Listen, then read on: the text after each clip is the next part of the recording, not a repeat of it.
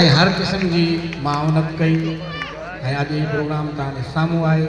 हींअर कंदकोट खां कई आयल असांजा कुझु आर्ट काउंसिल जा दोस्त आहिनि, उन्हनि खां बि वीचार ज़रूरु ॿुधंदासीं।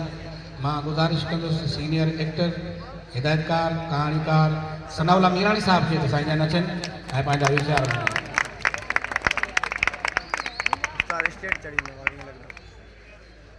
बिस्मिल्लाहिर्रहमानिर्रहीम।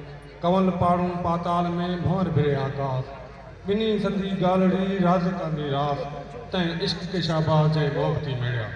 मुंहिंजे लाइ क़ाबिल एहतराम मुंहिंजो क़ाइद असांजो district president Pakistan peoples party Mir Gulman Khan Jakhrani sahab ऐं पुराणो जियालो साबिक़ा जॉइंट सेक्रेटरी मीर इसरार अहमद खान खोसो साहब, तालका सदर मीर एजाज अहमद सोलंकी साहब, पुराणो जियालो कासिम दश्ती साहब, मोरियो खान जखरानी साहब ऐं पिंडाल में जेके वेठल आहियो सभिनि खे अस्सलाम वालेकुम या अली मदद। हक़ीक़त में काफ़ी दोस्त ॻाल्हाए आहे घुट ऐं बूसर जे दौर में जिथे बदमन जो राकास हूंदो हुजे उते अहिड़ा एंटरटेनमेंट जा प्रोग्राम उफ़क़ बशीर चन्ना साहब करे उनके जस आहे, उनजे लाइ हिकु भरपूर तारीफ़ वॼायो। ॿियो मां अॼु हिन प्रोग्राम जे तवसुस सां पंहिंजी क़ाइद में गुलमन खान जखरानी साहब खे हिकिड़ी गुज़ारिश कंदुमि त हीअ असांजो सकाफ़ती ज़िलो आहे जिते कश्मीर तालुके में ॾिसो त जंडरी ते सामान ठहे पियो, असां वटि बर्थ भरियल रिलियूं ठहनि पियूं, उनखां पोइ फ़नून लतीफ़ा सां तालुक़ु रखंदड़ शाइर, सुघड़, अदीब, अदाकार, डायरेक्टर, म्यूज़िक जा माण्हू सभु हिते असां वटि कश्मीर में एतिरो टैलेंट मौजूदु आहे। ऐं जीअं त असांजी कश्मीर आर्ट काउंसिल हिकिड़ी जुड़ियल आहे जेकी असां घटि में घटि 3-4 साल अॻु में रजिस्टर कराए आयासीं। उनजो होम डिपार्टमेंट खां कल्चर डिपार्टमेंट खां NOC वरितियूंसीं जेको यका प्रोसेस हले पियो। हाणे असांजो प्रोसेस उते अची रुकियो आहे त डिप्टी कमिश्नर साहब नोटिफिकेशन इलेक्शन जो कोन थो कढे।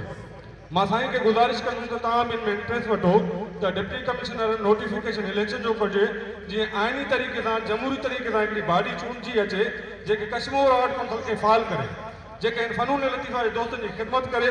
हीअ ॾिसो त अलाए किथे सकाफ़ती मेला थियनि था, वॾा वॾा प्रोग्राम थियनि था। असांखां पोइ जेके आर्ट काउंसिलूं जुड़ियूं आहिनि, असांजी कश्मीर आर्ट काउंसिल पहिरियां जुड़ी, उनखां पोइ सकर आर्ट काउंसिल जुड़ी, ॿियूं आर्ट काउंसिल, उनजो अॼु 1.5 करोड़ रुपया बजट आहे। जॾहिं असांजो ज़िलो हिकिड़ो आख़िरी ज़िलो आहे, भला असांजो ॾोह इहो आहे त असां कश्मीर ज़िले में रहूं था। मां साईं जन खे गुज़ारिश कंदुसि त डिप्टी कमिश्नर खे चई करे असांजो इलेक्शन जो नोटिफिकेशन कढाए, जीअं असां फ़नून लतीफ़ा जे दोस्तनि जी ख़िदमत करे सघूं। अहिड़ा टैलेंटेड दोस्त, आर्टिस्ट, अदाकार, फुकड़, इन्हनि जी हौसला अफ़ज़ाई थी सघे। असांखे ॿिए जे दर ते वञण जी ज़रूरत ई न पए। असां वटि पंहिंजो फंड हुजे जेके असां अहिड़ा प्रोग्राम करायूं, तफ़री प्रोग्राम करायूं, फेस्टिवल करायूं। मां वरी बि साईं खे गुज़ारिश कंदुमि त महिरबानी करे हिन में इंट्रेस्ट वठी करे डिप्टी कमिश्नर साहब खे चई करे नोटिफिकेशन कढाइनि। आख़िर में मां शेर पढ़ी पंहिंजाए वठंदुसि।